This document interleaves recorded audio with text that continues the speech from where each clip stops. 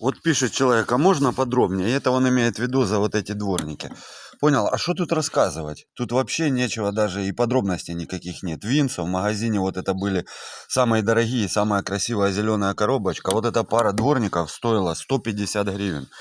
Понял? Ну то есть там $3 с половиной для тех, кто не в теме. Поэтому я думаю, за $3 ничего хорошего и быть не может. И мне кажется, что все это китайская херотень, одноразовая. Ну, в принципе, цена недорогая. Знаешь, штук 10 купил таких вот комплектов. В багажник кинул, раз в месяц поменял и погнал дальше. Ну, правильно я говорю, знаешь, и пацаны, ну и девчоночки, естественно же, тоже.